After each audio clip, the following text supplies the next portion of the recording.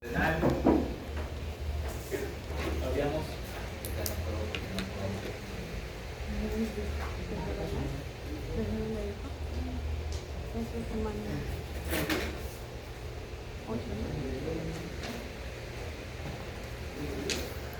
renal tienen que abordarse de las cómo abordar primero la estructura normal del riñón, ¿no?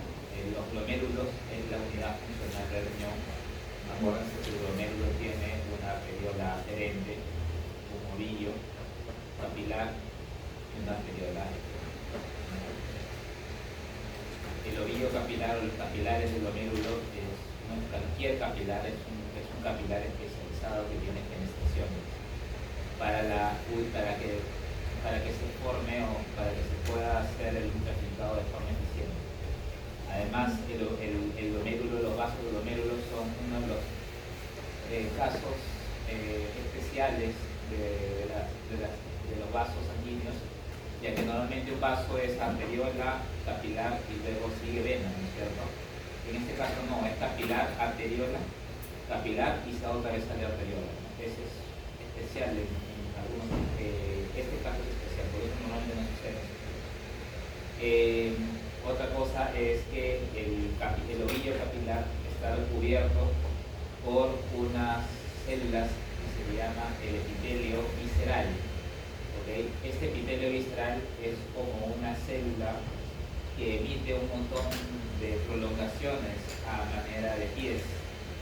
Entonces, el epitelio visceral, las prolongaciones del epitelio visceral se va a llamar pericelos. Por lo tanto, el epitelio visceral también se le conoce como pósito. ¿Okay? Y va a haber otra cubierta de células epiteliales, ¿okay? Que se le conoce como el epitelio parietal. Entre el visceral y el parietal se encuentra un espacio que se llama espacio de Bohm, ¿no?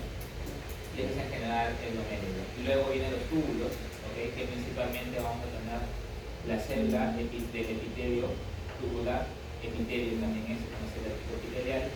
Acuérdense que los túbulos tienen, independientemente de las células de los epitelios, las células de los túbulos tienen caras, ¿ya? Tiene la cara que hace la luz, es la cara apical, la cara que está entre célula y célula es la cara lateral y la cara que hace la membrana basal es la cara basal, ¿ya? Eso es en general con respecto al glomérulo, ¿ya? Ahora, hablando del ovillo, ¿ya? El ovillo, desde la sangre hasta el espacio de Bowman hay varias capas, ¿no? La primera capa que tenemos es la capa del endotelio, ¿no? El endotelio del capilar, ¿ya? Acuérdense que es un endotelio especializado con fenestraciones, o sea, con huequitos, ¿ya? Luego sigue otra capa que es la membrana basal, ¿ya? Que es una estructura proteica de matriz extracelular especializada donde van a residir las células endoteliales. Y finalmente, de forma discontinua, se encuentran los pericelos de los podocitos o de las células viscerales, ¿okay? ¿Ya? Y entre pericelo y pericelo, este espacio interpericelo se le conoce como hendidura, ¿ya? Y acá van a ver, no es un espacio vacío, van a ver proteínas propias de los podocitos que van a funcionar para que el ultrafiltrado sea eficiente, desde la sangre hasta el espacio de Bowman. Bien, entonces, ¿cómo se aborda una patología renal? ¿Ya? Eso también es importante que lo sepan. La patología renal a grandes rasgos viene así. El riñón, las 4 unidades funcionales del riñón son las siguientes: 1, 2 y 3. Primero es glomérulo, segundo es túbulo, tercero es intersticio y cuarto es vasos. ¿Ya? Glomérulo, túbulo, intersticio y vasos. ¿Para qué sirven estas 4 estructuras? Para que el riñón funcione de forma correcta. Si una de estas no funciona, el riñón en general no va a funcionar. Las 4 tienen que estar presentes y tienen que estar funcionando correctamente para que el riñón puedas hacer una función normal. ¿Cuál es la función importante del glomérulo? Es el filtrado de la sangre. Entonces,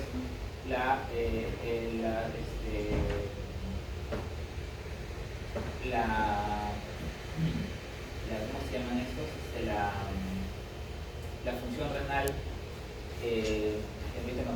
¿cuál es la función renal? Es el filtrado renal o el ultrafiltrado renal. Determina la función renal. El riñón tiene otras funciones aparte del filtrado, ¿no? Como por ejemplo puede ser endocrino, libera eritropoyetina, tiene enzimas para la formación de la vitamina D, pero su función más importante es el filtrado, ¿okay? Eso es lo más importante, y si cualquiera de estos se ve afectado, este también se ve afectado, ¿okay? Entonces vamos a ver lo siguiente. Si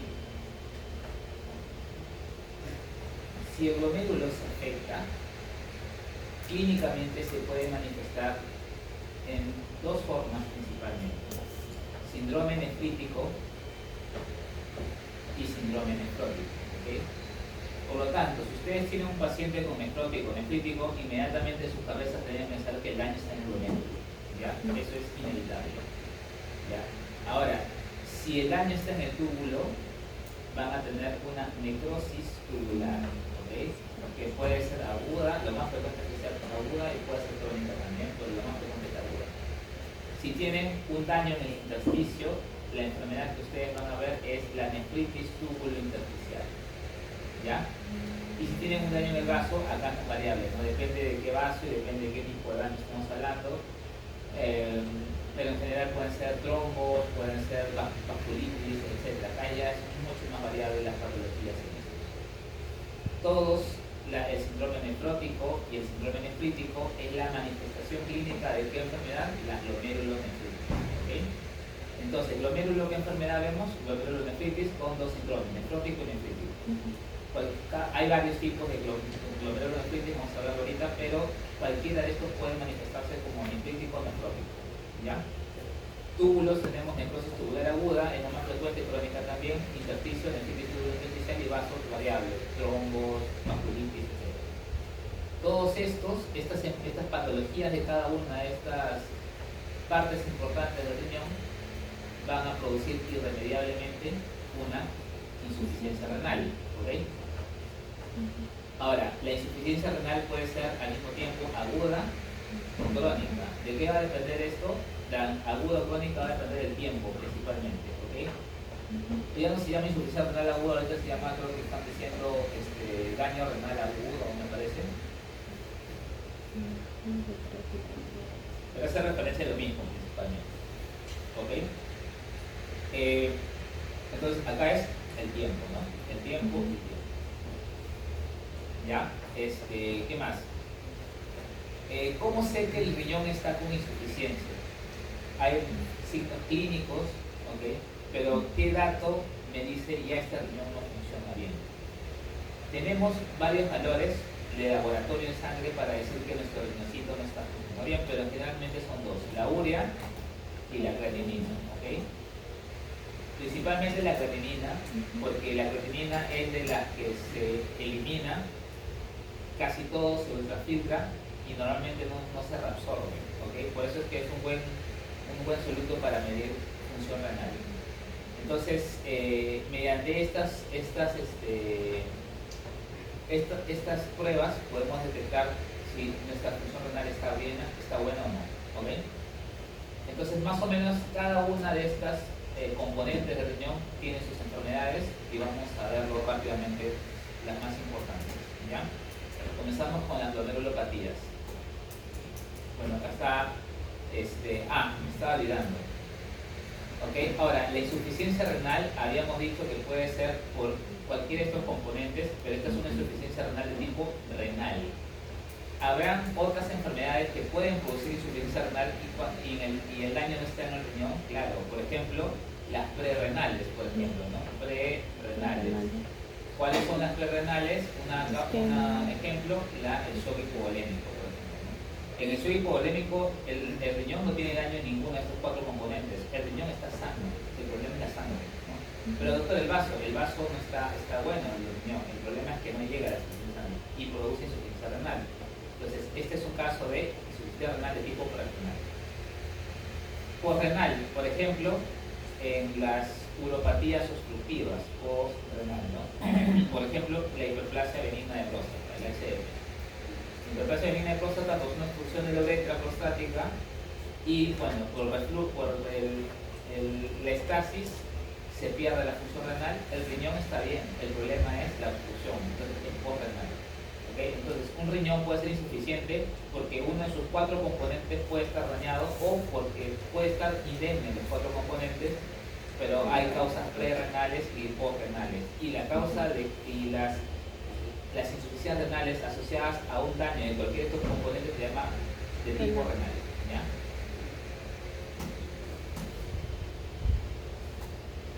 Bueno, esto es importante, los criterios de nefrótico y los criterios de nefrítico.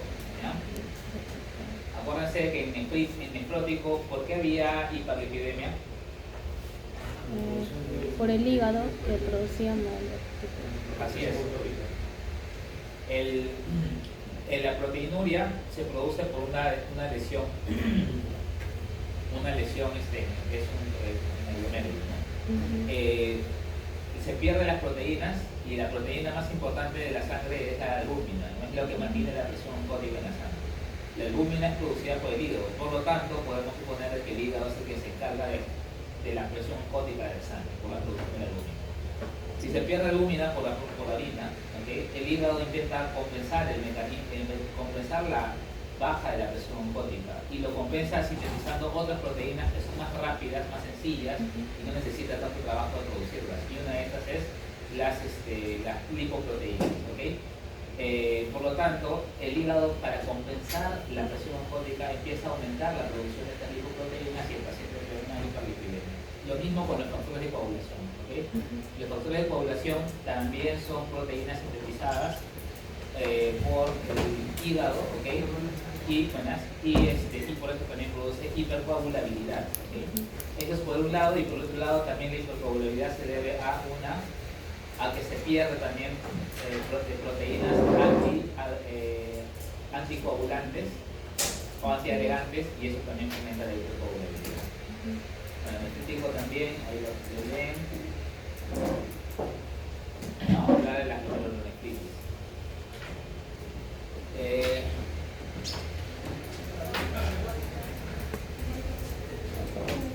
Bueno, la diferencia entre una glomerulonefritis primaria y secundaria es que en la primaria solamente el riñón va a estar afectado. En cambio, en la secundaria va a haber otros órganos, la enfermedad afecta a otros órganos y también el riñón es uno de ellos. Por ejemplo, el lupus eritematoso sistémico.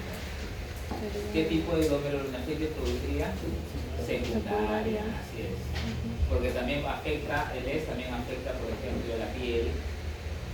El lupus también afecta las articulaciones, no solamente el riñón. El riñón es parte de la gama de complicaciones o de lesiones que puede producir la enfermedad. Pero, por ejemplo, el cambio mínimo.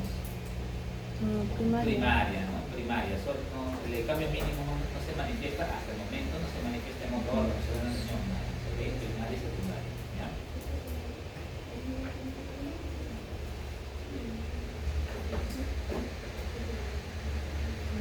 Bueno, tenemos que tener agudas, subagudas, crónicas, pero la forma, acá tenemos la histología normal del glomérulo, ¿no? Me está olvidando otra estructura importante del glomérulo, que es el mesangio, ¿no? El mesangio tiene dos componentes, la célula mesangial y la matriz mesangial. ¿Ya? Y acá están las capitas, ¿no? El epitelio visceral con sus podocitos, el mesangio, el endotelio, la membrana basal y el epitelio parietal. La anterior, la aferente y la aferente. Bien. Hay un cuadro en el Robbins que les voy a preguntar eso, ¿ya? Lo más existe una posibilidad que les pregunte, que habla sobre la patogenia de la glomerulonefritis. Se habla sobre los inmunocomplejos, ¿ok? La formación de los inmunocomplejos pueden ser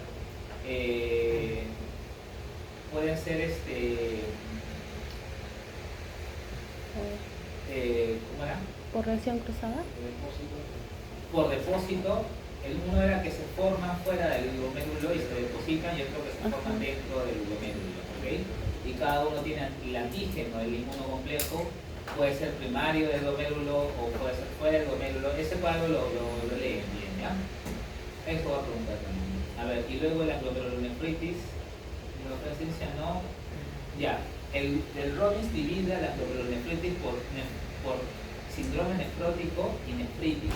¿Ya? Esa clasificación es mucho más adecuada y es mucho más entendible, ¿ya? que esta clasificación que podemos hacer, ¿ya? En general, ¿cuáles producen nefrótico y cuáles producen nefrítico? Nefrótico van a producir las glomerulonefritis, las glomerulopatías que afectan la hendidura de los povocitos. O sea, cualquier lesión que afecte la hendidura de los povocitos va a producir síndrome nefrótico, ¿okay? Porque la hendidura es la que más está relacionada con el evitar que las proteínas se salgan. O sea, evita que las proteínas se salgan a rangos nefróticos, o sea, más de 3.5, ¿no?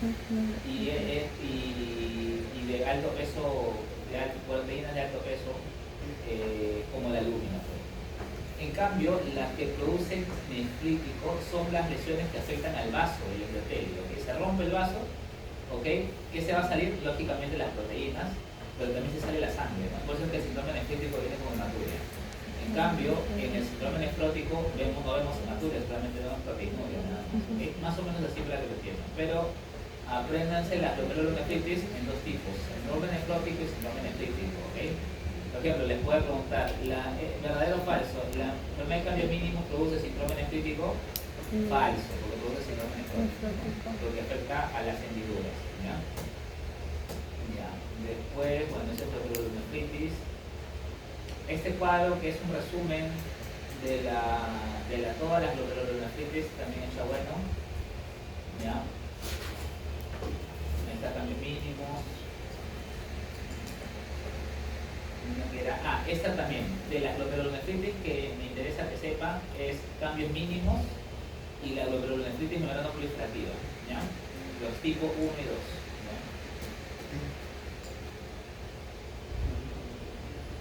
¿Cuál es la glomerulonefritis postinfecciosa más frecuente? La postestreptocócica. Esa es la más frecuente de todas. ¿Que produce nefrítico o nefrótico? Nefrítico, muy bien, nefrítico. ¿Okay? ¿Por qué? Porque los inmunocomplejos lesionan directamente el vaso, lo rompen y se sale la sangre por el glomérulo.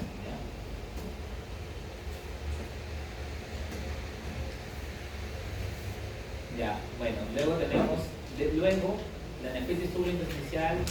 Lo que voy a preguntar más que todo es la necrosis tubular aguda. Esto también se lo aprenden, la necrosis tubular aguda. El Robbins, todo el Robbins, por favor, ¿ya?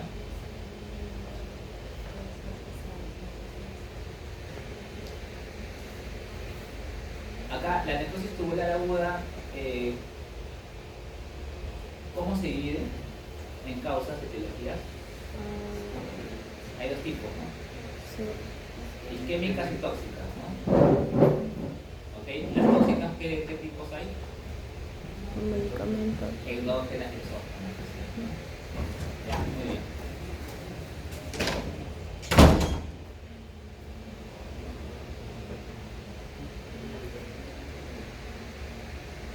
La nefroesclerosis, ¿de qué enfermedad está? ¿De qué se habla? De la hipertensión arterial, ¿ok? Los cambios asociados a la hipertensión arterial. Entonces, la nefroesclerosis es una patología de vasos, ¿ok? De vasos sanguíneos.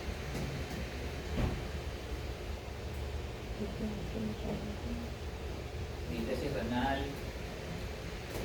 Ya, y enfermedades quísticas. Habíamos dicho que las enfermedades quísticas, el riñón poliquístico, puede ser congénito o puede ser adquirido, ¿no? Riñón poliquístico. Si es congénito, hay dos tipos, la del adulto y la del niño, ¿no? Acá tenemos la del adulto y luego tenemos la del infante, ¿ya? Ambos asociados a mutaciones genéticas, ¿no? Como la policistina, y en el del niño asociado a la fibrocistina. Pero el del adulto, ese es el congénito. ¿Y el adquirido a qué se relaciona el riñón poliquístico? A diálisis crónica, ¿ya? Los pacientes con diálisis así de largos años terminan con su riñoncito lleno de quistes. Bueno, ya no funciona.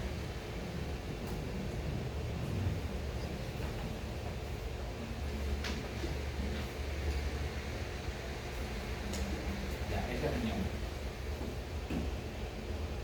Riñón 1, riñón 2.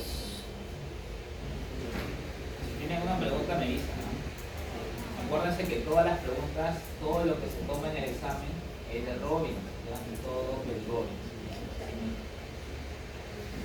Nada es de otro lado con esta de Robbins. No digo que esté mal sus otras bibliografías, pero el Robbins es lo que la universidad está pidiendo que tengan que aprender, así que eso es. Ya, carcinoma renal. ¿Cuál es la neoplasia maligna del riñón más frecuente? Primaria, ¿verdad? ¿Cuál es? El carcinoma renal, el carcinoma de células renales de células claras, así se llama, ¿ya? Carcinoma de células renales de células claras. Es el nombre que la OMS sugiere que así se debe nombrar. Carcinoma de células renales de células claras. ¿Cuál es el gen más frecuentemente asociado al CCR de células claras?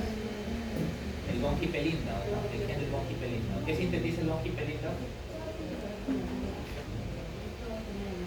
Sintetiza una ubiquitinasa que degrada ¿qué proteína? El HIF, ¿no? ¿Qué significa HIF? Factor inducible por hipoxia. ¿Qué es el HIF? Es un factor de transcripción, ¿no? Que induce a la expresión de genes que se deben expresar cuando el riñón entra en hipoxia. ¿Okay? Vamos a suponer el siguiente caso. Acá hablando de la necrosis tubular aguda, nada más.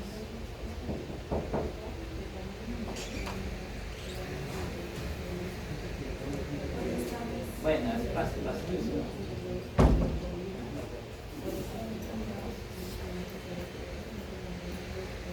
Ya, acá. Miren ustedes esos túbulos renales, tienen cambios asociados a la isquemia, porque tienen una necrosis tubular aguda de tipo isquémico. ¿Okay? Estas células de los túbulos, estas células epiteliales de los túbulos, tienen cambios asociados a la isquemia, pero vamos a suponer este paciente es un paciente de 30 años que ha sufrido un accidente de tránsito y ha tenido una hemorragia abdominal severa, ¿ya? Y está haciendo un shock hipovolémico. Les llega a ustedes a la emergencia, está hipovolémico, el paciente está en shock y ustedes manejan el shock. ¿Okay? El paciente orina al principio, pero luego después de al día siguiente ya no orina, ya no hace mismo.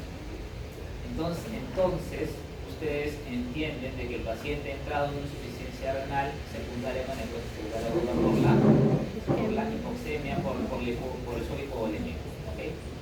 Si ustedes se dan cuenta, una vez que sucede el shock hipovolémico, el riñón no muere de forma inmediata, porque las células tubulares inmediatamente se empiezan a exponer a la isquemia, activan mecanismos de defensa para aguantar la isquemia. Claro que si la isquemia se mantiene, igual va a morir, pero no es inmediata la muerte. Hay un tiempo que puede seguir viviendo aún en isquemia. ¿Okay?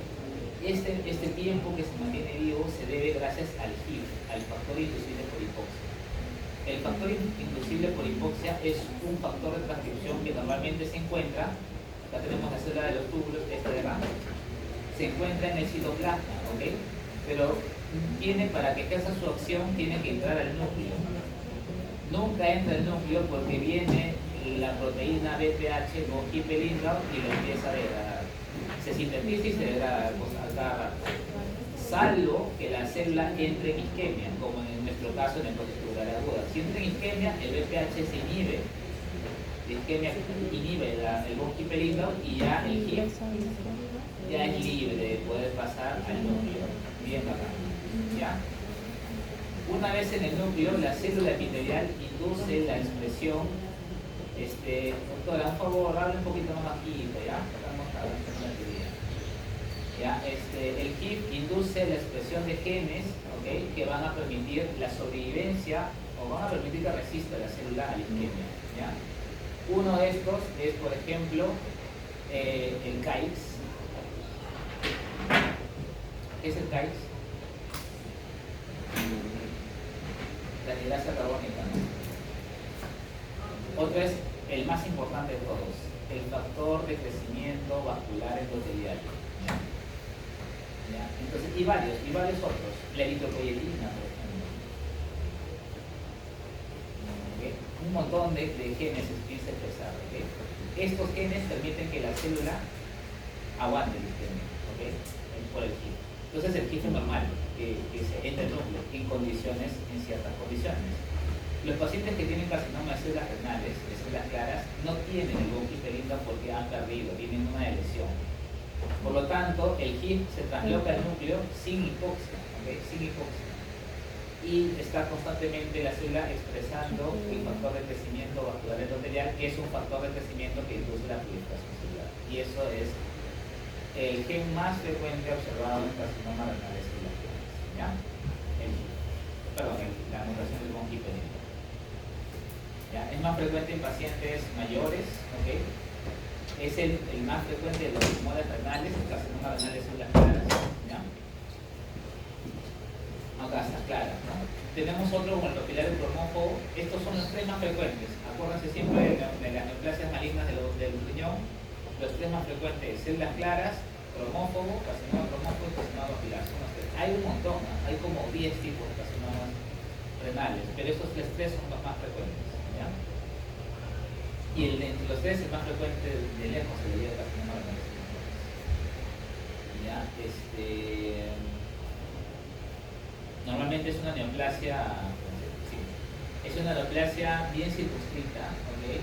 Tiene un centro necrótico, abundante hemorragia, porque por la proliferación de vasos secundaria a la activación del HIF, ¿no? Abundante hemorragia, necrosis, y es bien circunscrito. Acá está, ¿no? Acá tiene áreas de hemorragia, pero es bien definido los bordes. ¿Cómo se ve la célula? Así. Estas células son túbulos, antiguamente, antes son túbulos. Están creciendo, ¿por qué? Por el factor de crecimiento, inducido por la pérdida del bronquite lindo. Y miren qué curioso, que también al mismo tiempo proliferan los vasos. Pues claro, el factor de crecimiento vascular, o sea, ¿cómo crece? La célula libera el factor de crecimiento y así misma se empieza a estimular autocrina o paracrinamente a las neoplásicas, pero también como un daño colateral, como un efecto colateral, los vasitos también empiezan a proliferar, ¿no? Porque ahí también reciben su dosis de factor de crecimiento. Pero los vasos no son neoplásicos, solamente las células celulares. Por eso es que se ve la clásica, la característica histológica de red en malla de gallinero, ¿okay? Red en malla de vasos en red en malla de gallinero. La red en malla de gallinero es característico de carcinoma. El carcinoma papilar tiene dos tipos. ¿Ya? Y el cromófobo. Me estoy olvidando, ¿qué marcadores pueden pintarme carcinoma de células claras? De células claras principalmente. Ningún histoquímico. Tenemos el CCR, que es uno, el CD10 es otro, el CD10, el CCR y la bimetina.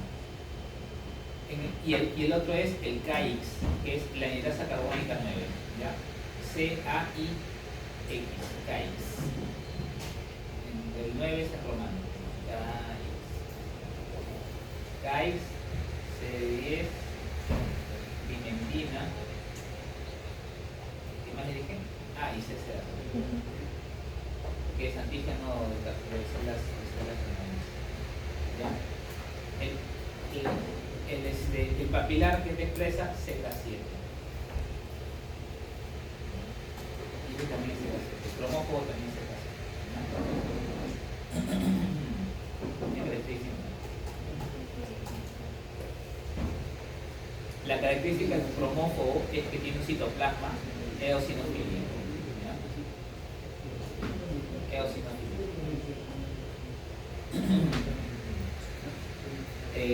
Las células del carcinoma cromófobo son células poligonales tipo hoja o leaf-like, tipo hoja, como la hoja esa, la de una planta que dice de oreja elefante, así tipo hoja, y no tiene la proliferación de malla gallinero que se tiene el carcinoma de células claras.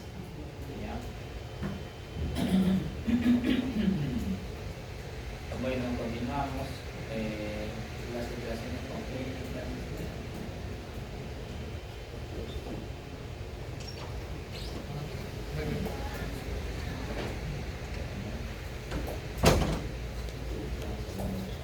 Patología del tracto urinario. ¿Cuál es la neoplasia maligna más frecuente del tracto urinario? Facilito. Carcinoma urotelial.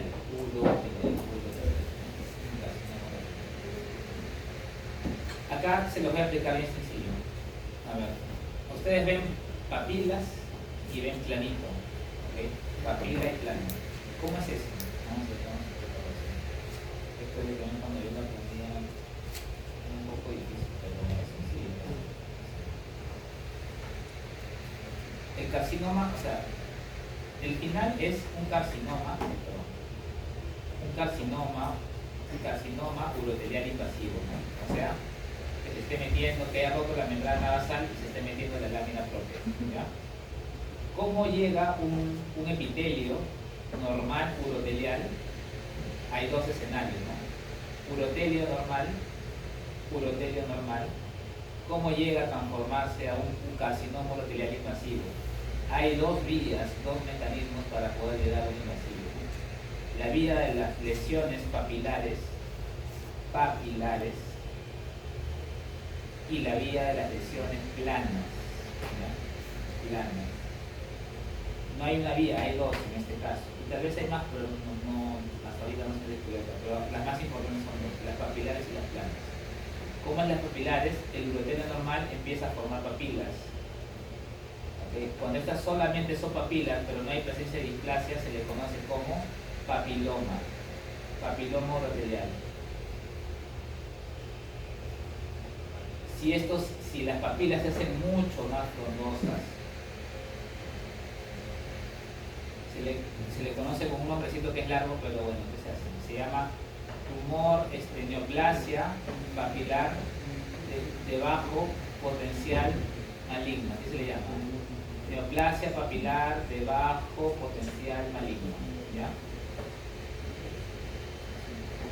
Si esta neoplasia frondosa además empieza a haber una displasia de bajo grado, se le conoce como carcinoma papilar urotelial de bajo grado no invasivo, así se llama. Carcinoma papilar urotelial de bajo grado no invasivo, ¿ya? No es que yo me lo invento, decía, también para mí es pesado. Si lo mismo adquiere una displasia de alto grado, es igualito, carcinoma papilar urotelial con displasia de alto grado no invasivo. ¿Y qué seguiría después? El carcinoma urotelial invasivo. Ya está. Ahora, ese es por la vía de los papilares. Por la vía de las planas, ¿cuál sería? Simplemente así como este cuadrito. Sería displasia plana.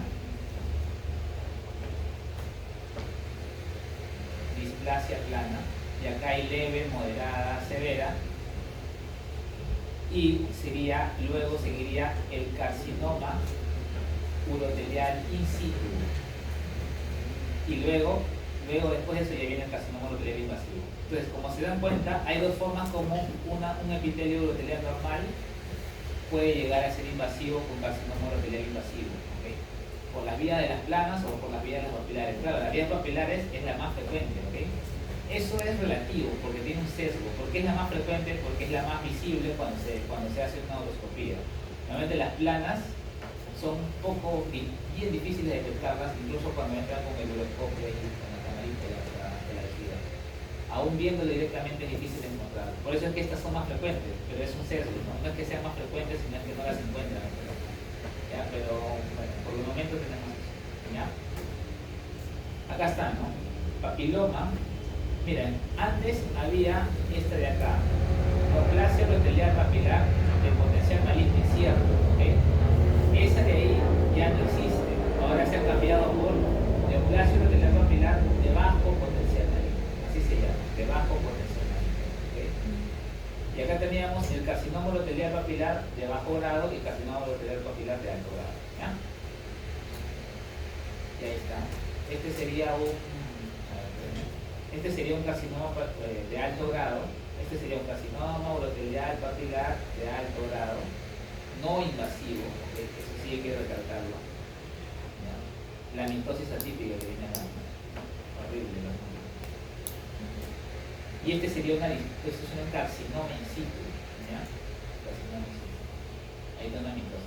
Como ven, no hay papilas, no todo es plano, entonces sería de las planas, ¿no? Entonces, el carcinoma in situ pertenece al grupo de las papilas, falso, ¿no? Pertenece al grupo de las planas, ¿no? Ya, acá y el carcinoma uroteliano. Hay una clasificación molecular, así como en mama y urotelio, pues uno no va a preguntar. ¿Por qué? Porque el carcinoma uroteliano es frecuente, ¿no? O sea, ¿cuál es la neoplasia maligna en mujer más frecuente? El de la mama. Ahorita está mama, antes era cervix. Ya cervix por el cribaje y por la vacunita ya está empezando a bajar. ¿Okay? Ahorita lo que está en primer lugar es mama, ¿okay? Porque no se sabe qué lo ocasiona exactamente. No es como cervix que ya sabe virus papiloma antes de la vacuna y ya solucionaste el problema. En el caso de la mama no se sabe todavía con bastante certeza. Hay factores de riesgo, pero nadie te los dice. Entonces, la edad, ¿no? La alimentación, ¿no? La familia, ¿no? Mi mamá tuvo tenerlo, pero no se sabe con certeza porque no todas las pacientes que tienen su mamá tuvieron cáncer de mama, ellas lo hacen, ¿no? Entonces no explica todos los casos, por eso es que todavía no se sabe bien. ¿Ya? Entonces, en mama, por eso es que se usa en mamas, lo voy a preguntar, en mama usamos la clasificación molecular. En urotelio también ya existe clasificación molecular, pero ¿por qué no es tan famosa? O sea, porque ya he escuchado, vengo escuchando hace tiempo la mama, pero el urotelio nunca he escuchado. Porque el carcinoma urotelio es poco frecuente con respecto a mama, por eso es que se toca más. Entonces, eso es renal. Luego pasamos a...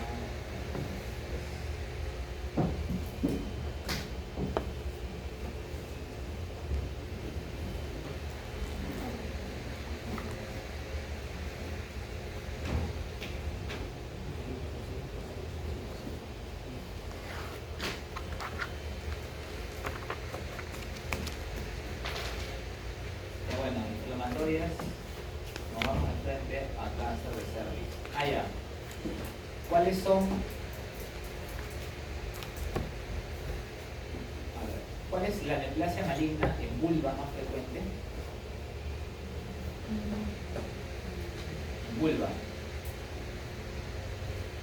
Es el carcinoma escamoso, ¿ya? El carcinoma escamoso.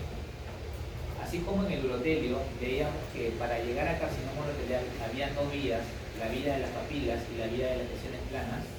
En vulva también tiene dos vías. Tiene una vía que es la vía del virus del papiloma humano y la otra vía que es la vía inflamatoria. O sea, me refiero al líquen. Por líquen escleroso o líquen simple.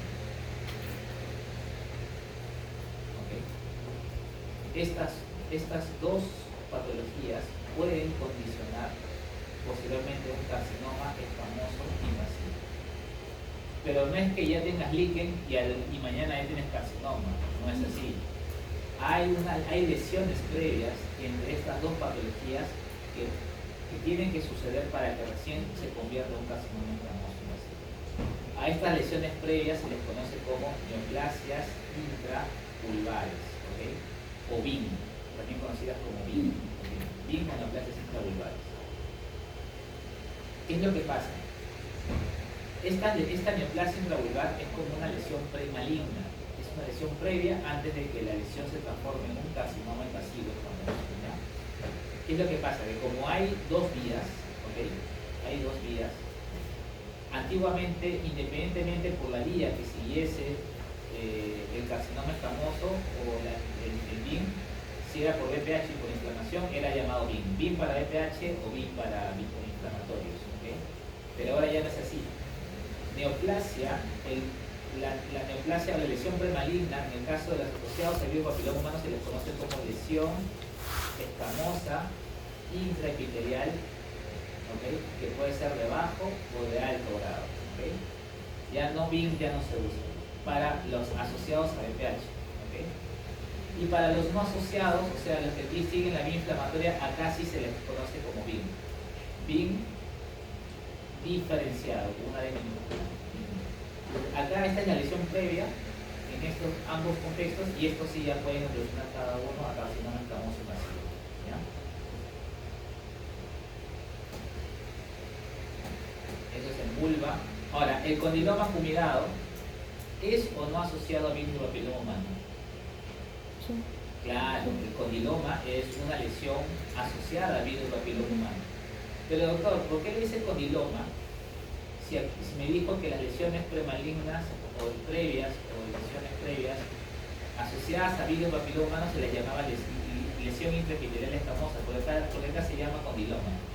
Porque arbitrariamente puedes también llamarle IE de bajo grado papilar. Es como que su nombre arbitrario. Pero es como que este es su sobrenombre, ¿no? Condiloma. Pero su nombre adecuado es lesión intraepitelial de bajo grado papilar, ¿no? O condilomatosa también.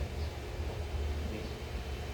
Normalmente, o sea, si tú pones este diagnóstico está bien, la OMS te lo acepta, pero realmente es un LIE, es una lesión intraepitelial de bajo grado, ¿ya? Porque está asociada a virus papiloma humano, de alto o bajo riesgo oncogénico. El papiloma. Los papilomas son grandazos, ¿sabes? Pueden llegar así de este tamaño. Una colización. A pesar de que pueden ser tan grandes, son de bajo potencial maligno. Los PPH, o sea, 11 y 16. Ya bueno, el carcinoma escamoso de vulva que asociados a BPH y los otros están asociados a la vía inflamatoria, líquen y los no asociados a carcinoma. Asociado a líquido.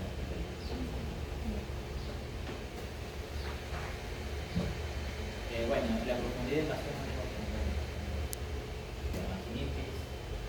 ya, y si en vulva había BIM, ¿cómo se llamará en vagina? En vagina se llama BAIN. ¿Por qué se llama BAIN? Así la cosa, BAIN. Me imagino para no confundirse con el BIN de la vulva, ¿no? Va de vagina. BAIN. Y también están asociados a virus de papiloma humano, los de vagina, ¿ok? Estamos hablando de esto de vagina, ¿ya? Sarcoma botrioides, ¿a qué grupo pertenece? El sarcoma botrioides. El sarcoma botrioides es un tipo de rhabdomyosarcoma embrional. Rhabdomyosarcoma es una variante de rhabdomyosarcoma embrional. Y sucede normalmente en vagina, puede suceder también en cervix, ¿okay? Y es en pacientes, porque es embrional, acuérdense, embrional, puede suceder en dónde, en qué grupo etario, pacientes niñas, ¿no? Niñas de 5, 6, 7 años.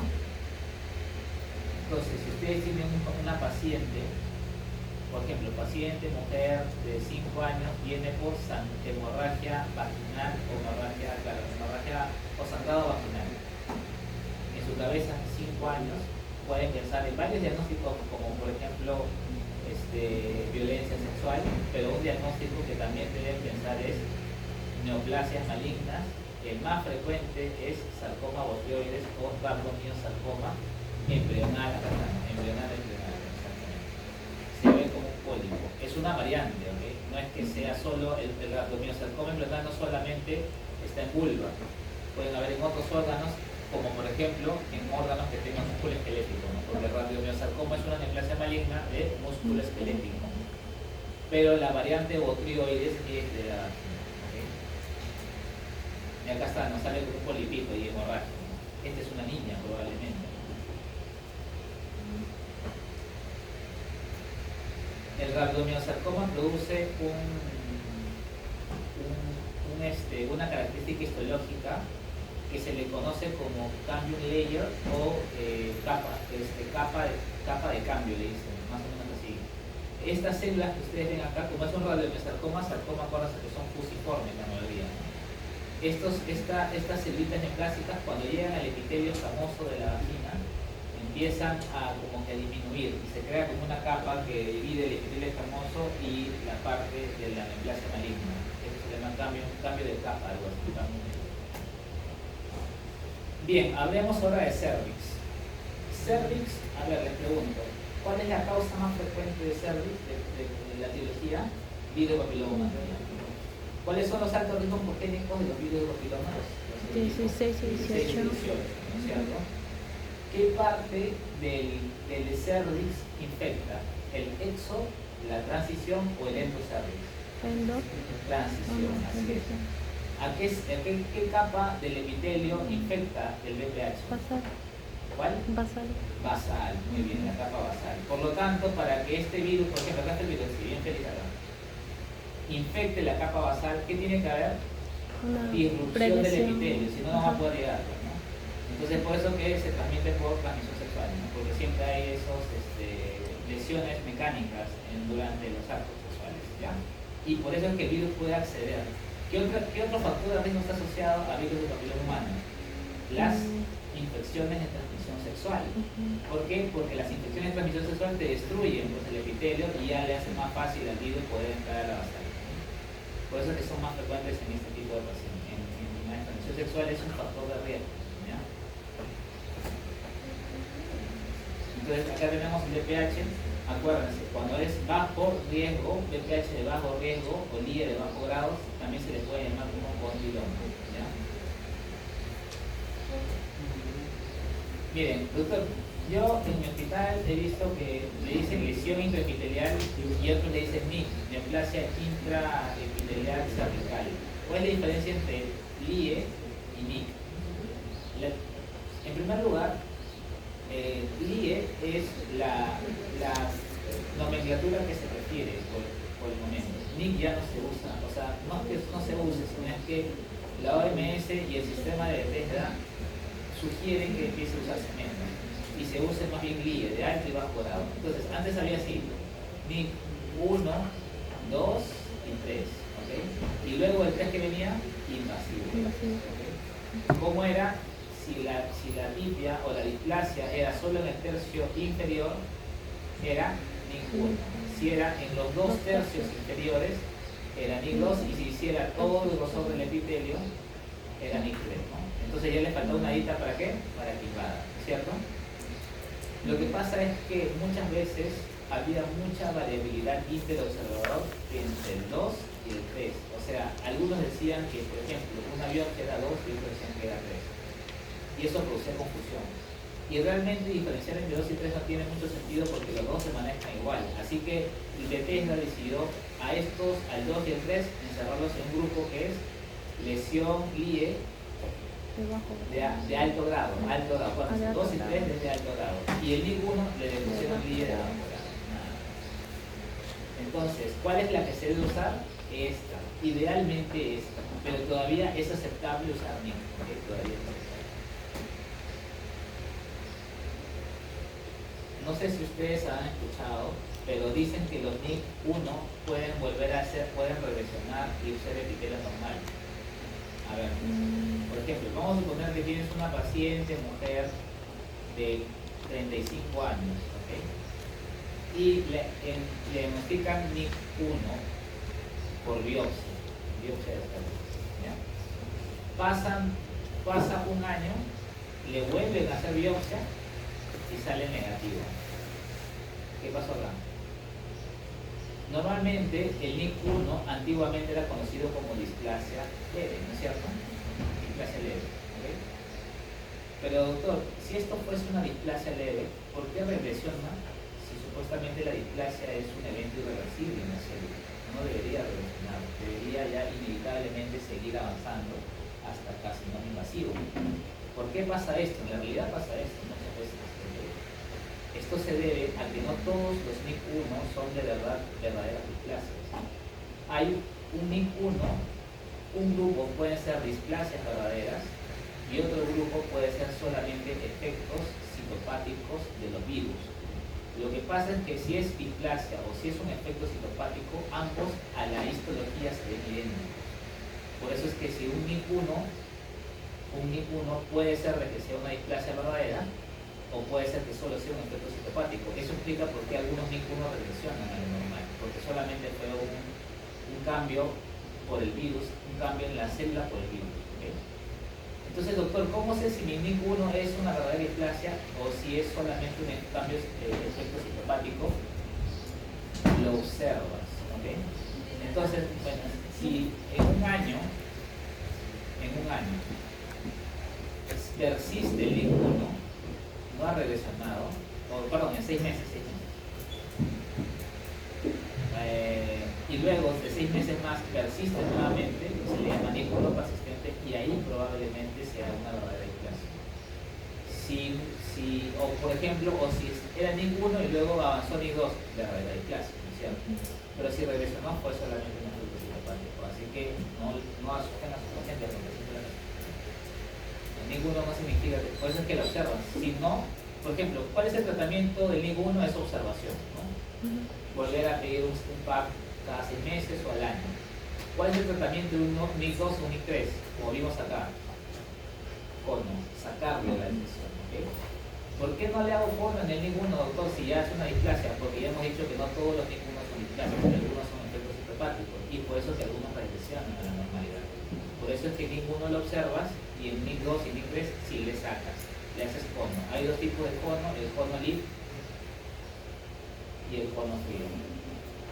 La otra opción, ¿cuál sería? Ya le sacas el útero. El útero se le saca ya en pacientes que ya tienen paridad satisfecha. Ya terminaron, vienen sus hijos, ya no quieren seguir teniendo más hijos, o ya entraron, están en la perimenopausia. Ahí le sacan. Opcionalmente le dicen a la paciente, señora, es mejor sacarse el útero.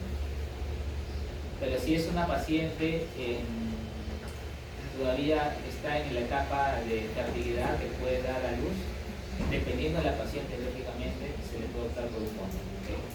Le sacan solamente el cervix, acá está el cuellito, el orificio, y le sacan la zona transicional, porque se sabe que la zona transicional está lesionada.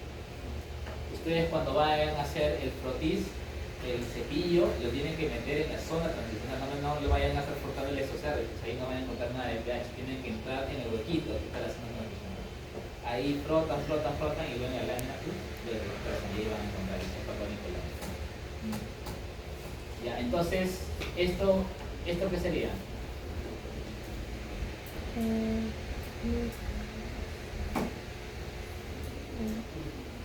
NIC1, ¿no? Este NIC2. NIC3 y este NIC2. ¿Cómo es, doctor? Mira esta de acá, esta toma en cuenta. Estas son las que son azulitas, ¿no? Las azules están en todo el grosor del epitelio. Esas son las displásicas. Eso sería NIC3. Las azules, ¿hasta dónde llegan? Hasta los 2/3 nada más, acá. NIC2. Acá también, ¿no? Hasta los 2/3 nada más. No es todo. Hasta los 2/3, NIC2. Y acá solamente está en la zona tercio inferior. NIC2. No, pero ya me dijo que no se debe decir NIC2 ni 3. O sea, sí se puede decir todavía, pero se sugiere que mejor sea LIE de alto grado. ¿Okay? LIE es más apropiado. Pero yo le pongo LIE de alto grado y entre paréntesis NIC1 y NIC2. ¿Qué son estos de acá? Esta bolita con su circulito claro al medio. ¿Cómo se llama esta célula? Coilocito. El coilocito, doctor, ¿el coilocito es la displásica? No, la displásica es esta. ¿Ves algún algo claro acá? No hay algo claro. Acá sí hay algo claro. Entonces hay una célula acá y otra célula acá. Son dos células diferentes. Esto es displasia. ¿Y el coilocito para qué me sirve? Para decirle que es una displasia relacionada al virus del papiloma. El coilocito me dice que acá hubo un papiloma. Podrían haber displasias sin coilocitos, pues claro, porque hay carcinomas no asociados al virus papiloma, pero son muy importantes. Bueno, este es el Papa Nicolau. Ya nos vamos a endometrio. Ya, acá. ¿Cuál es la diferencia entre una hiperplasia con atipia y sin atipia? Histológicamente, acá voy a en este examen voy a preguntar histología, que el examen pasado no fue. ¿Cuál es el punto de corte de glándulas? Relación estroma-glándula 3:1, ¿ok? 3:1, ya, eso solamente es para hiperplasia nomás, ¿ok? Entonces, primero evalúas la relación estroma-glándula. Debe haber más glándula que estroma. Entonces, si en el campo que estás mirando, todo el campo es pura glándula y casi nadita de estroma, es una relación más de 3:1 y es una hiperplasia. Te falta qué cosa, saber si es atípica o sin atipia. Aún sigue habiendo compleja y simple. ya no hay. Ya la compleja y simple ya se quitó del mercado. Ya no existe porque la OMS ya la quitó de la nomenclatura. Solamente es con atipia y sin atipia. ¿Okay? La atipia, entonces, la hiperplasia la diagnosticas arquitecturalmente con la relación estroma-glándula, y la atipia se diagnostica citológicamente. Tienes que ver la célula de la glándula para ver si tiene o no tiene atipia. ¿Ya? Luego, ¿cómo se le conoce a la hiperplasia con atipia? Este nombrecito, neoplasia intraepitelial endometrioide. ¿Okay? Endometrioide, ¿ya? Ese es el otro nombre con el que se le conoce. ¿Ya? ¿Cuál es el gen más frecuentemente observado en mutación en la hiperplasia con atipia? Mutación en PTEN, ¿no? Mutación en PTEN. ¿Ya? ¿Por qué le cambiaron de nombre a la atipia, doctor? Porque la atipia era más fácil, ¿no? ¿Por qué? Porque miren, pasa lo mismo con el cervix, ¿ya? En el cervix, acá en el endometrio, a ver, la hiperplasia con atipia hace referencia a una displasia, ¿no? Por eso es que ya tiene mutación en PT, ¿ya? Este epitelio ya es displásico, ¿ya? Ya tiene displasia. Y la hiperplasia es un cambio reversible y irreversible. Reversible, así como la atrofia, la metaplasia, la hiperplasia. Entonces, y la displasia, que es reversible y reversible. Irreversible. Entonces, si me dices reversible con irreversible, ¿cómo es eso?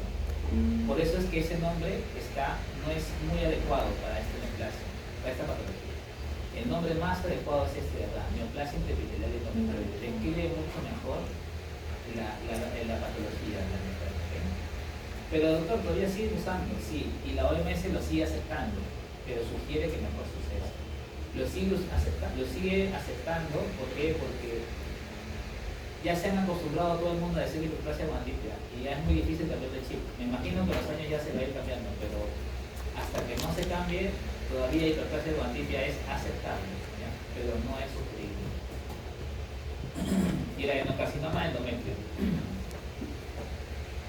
A ver, ¿cuántos carcinomas de endometrio pueden haber? Los más frecuentes son 3. ¿Cuáles son? Ya, el endometrioide, ya, el seroso. ¿Y cuál es el tercero? El de células claras, ¿no? Tenemos 3, endometrioide, seroso y células claras, ¿ya? Endometrioide es PP, ¿no es cierto? Seroso es, acuérdense, P53, de cajón. Y el células claras sí es variable, ese no tiene una mutación definida, pero me parece que células claras, no sé si está acá, no está acá. Células claras es, si no me equivoco, es PIK3 quinasa o ARID1A. Ahorita se lo confirmo, ARID1A o PIK3 quinasa, una de las dos. ¿Cuál es la clasificación molecular de los carcinomas endometrios? ¿Qué tipos existen? Eso sí hay, ya.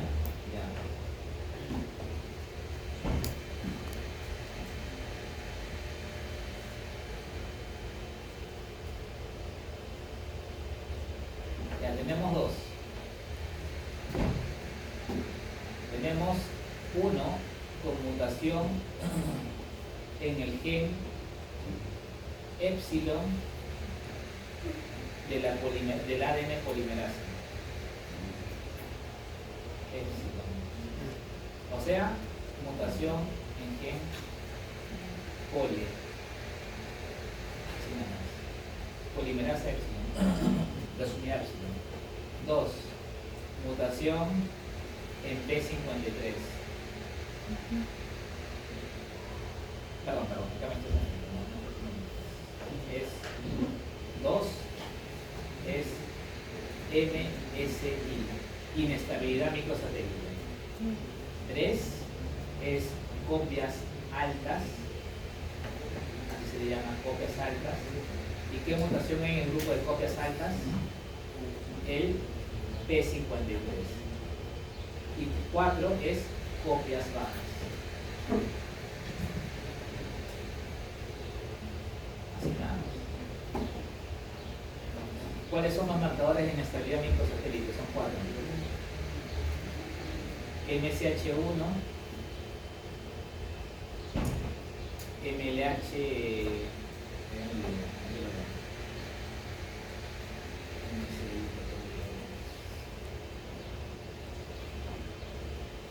Acá está, MLH1, PMS2, MSH2 y MSH6. ¿Ya?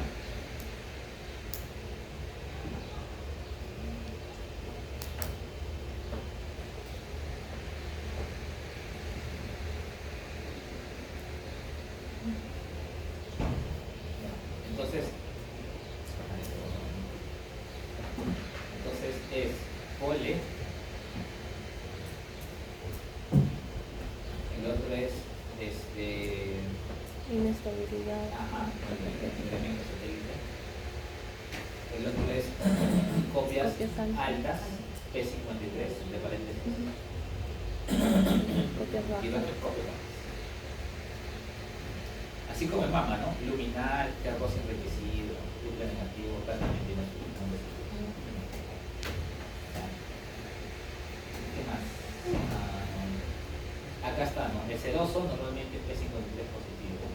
Por lo tanto, ¿qué grupo de la clasificación molecular será el sedoso? El de copias Las altas. copias altas. Así es, exacto. El sedoso casi siempre es copias altas. Leiomioma. Ya. ¿Cuáles son las cuatro características histológicas que diferencian un leiomioma versus un leiomiosarcoma? Son cuatro características que tienen que buscar para poder diferenciar estas dos neoplasias de músculo liso. Una es benigna y otra maligna. Ya es la siguiente. Atipia nuclear, mitosis, necrosis y bordes tumorales infiltrativos. Eso tiene el leiomiosarcoma. Por lo tanto, el leiomioma no tiene. El leiomioma no tiene atipia, no tiene necrosis, no tiene mitosis y no tiene bordes infiltrativos, no tiene bordes bien definidos. ¿Okay? Pero doctor, hay una variante del leiomioma que se llama bizarro y dice que tiene núcleos bien pleomórficos. Entonces, ¿por qué sigue siendo leiomioma? A ver, acuérdense, para que sea leiomiosarcoma tienen que estar los cuatro presentes. O sea, las cuatro características tienen que estar dentro del tumor. Tiene que ser infiltrativo, tiene que haber mitosis, tiene que haber necrosis y tiene que haber atipia nuclear. Si solo hay atipia, no es. Si solamente hay mitosis, tampoco es. Si solamente hay necrosis, no es. Y si solamente tiene bolsa, si solamente hay uno o dos de estos, no es. Tiene que estar los cuatro. ¿Ya? Por ejemplo, si solamente hay mitosis y no hay la demás, ¿cómo se llamaría? Leiomiosarcoma o leiomioma. Leiomioma. ¿Pero qué variante? Sería leiomioma altamente mitótico. Si tiene atipia nuclear y no tiene lo demás, leiomioma con células bizarras, ¿no? ¿Ok? Ya, más o menos. Si tiene necrosis y no tiene nada de más, leiomioma apopléjico. Hay un montón de variantes, chicos, pero ya, eso es lo más importante. Los leiomiosarcomas, sin embargo, tienen tres variantes nada más. ¿Cuáles son? Tiene la variante convencional, la epitelioide y la mixoide.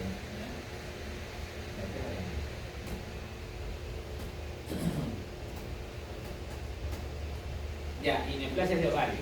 ¿Cuáles son las neoplasias de ovario? ¿En qué grupos tenemos? Tenemos las epiteliales, las de cordones sexuales, las germinales, las estromales, acá habría unas estromales, y las metastásicas.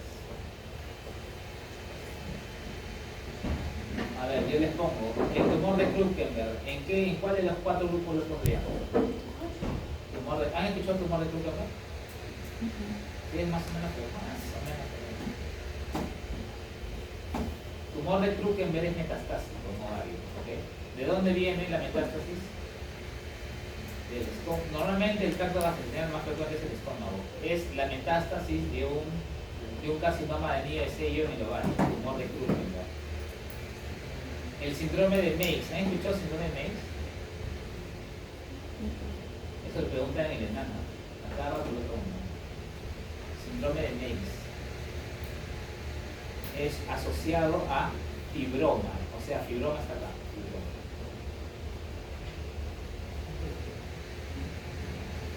O sea, eso tienen que entender. Eso es lo más importante para mí en ovario. Porque el ovario es un montón, solo varios nada más. Pero eso es lo más importante, que reconozcan los grupos de neoplasias que hay en el ovario. Epiteliales, estromales, coronas sexuales, germinales, estromales puras y metástasis. ¿Ya? 5 grupos. Hay hasta 6 o 7, pero esos 5 grupos son los que me importa que sepan. ¿Cuál es el más frecuente de todos? El epitelial. Y el epitelial también tiene sus subtipos: seroso, endometrioide, células claras, mucinoso, Brenner. ¿Ya? Y el seroso tiene sus subtipos. El bajo grado, si es carcinoma, lógicamente. Ahora, estos epiteliales tienen seroso, endometrioide, células claras, mucinoso, Brenner. Cada uno puede ser benigno, borderline o maligno. Igualito este, ¿no? Igualito este 3, igualito este 3, igualito este 3, igualito este 3, ¿ya? Cada uno. Entonces, existe seroso benigno. ¿Cómo se llama el seroso benigno? Cistoadenoma seroso. El seroso borderline, tumor seroso borderline. Y el seroso maligno, ahí recién puede ser cualquiera de esos dos tipos, de alto grado y de bajo grado. La mutación en, bueno, BRCA, ¿no? BCRA, ¿a qué está asociada? ¿A cuál de todos estos está asociado? Al carcinoma seroso de alto grado, ¿okay? BRCA. ¿En qué otra parte del cuerpo veían BRCA? ¿Escucharon BRCA? En mama. Por eso es que algunos pacientes que tienen carcinoma de mama, BRCA positivo, a los necesitos les están sacando las trompas y el ovario, porque tiene alta probabilidad de hacer carcinoma seroso de alto grado en el ovario. Están sacando profilácticamente. ¿Ya? ¿Cuál es el más frecuente de todos? El seroso. Independientemente si es benigno o borderline maligno. Allá, el más frecuente es el seroso benigno. ¿Ya? Este es el más frecuente de todos. ¿Cuál es la neoplasia maligna más frecuente del ovario? El carcinoma seroso de alto grado. Ese es el más frecuente, es el más frecuente de los malignos, ¿okay? De los malignos en ovario, el carcinoma seroso de alto grado, ¿no?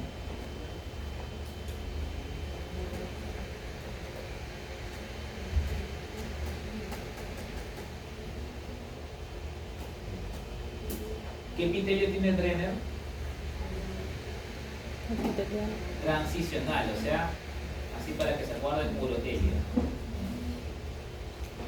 O sea, tiene seroso como en la trompa. El seroso se parece al epitelio de la trompa de falopio. El mucinoso se parece al tracto gastrointestinal, ¿no? Como moco o al endocermis. El endometrioide se parece al endometrio. El células claras o el BCC es más variable. Y el Brenner se parece al urotelio. ¿Ya? ¿Cuál es el tumor germinal más frecuente? Terminal. El teratoma. Eso lo hicieron en práctica. Sí. ¿Cuántos tipos de teratoma hay? 2. Maduro y maduro. El maduro es el más frecuente, ¿no? Maduro es más frecuente. El estrumo ovario, ¿a qué neoplasia pertenece? ¿A qué grupo? El estrumo ovario. No van a decir esto mal. El estrumo ovari es una variante del teratoma maduro. El teratoma maduro puede ser teratoma maduro o tiene variantes, como por ejemplo el estrumo ovari es una variante del teratoma maduro. Por ejemplo, el quiste dermoide es otra variante del teratoma maduro. ¿Okay? Esa es otra variante. Entonces, estrumo ovari pertenece a los germinales. ¿Okay? ¿Qué otra neoplasia germinal con la que acabo de hace unas 2 semanas se sacó un tumor germinal de ovario, una niña de 15 años? Acá tenemos el teratoma, es uno de ellos. Luego tenemos el tumor del saco vitelino. Luego tenemos el carcinoma embrionario. Y luego tenemos el disgerminoma. ¿Ya? Esos son los 4 más frecuentes de germinales, ¿no? Y teratoma tenemos, perdón, el maduro y el inmaduro, ¿no? Este es el más frecuente también.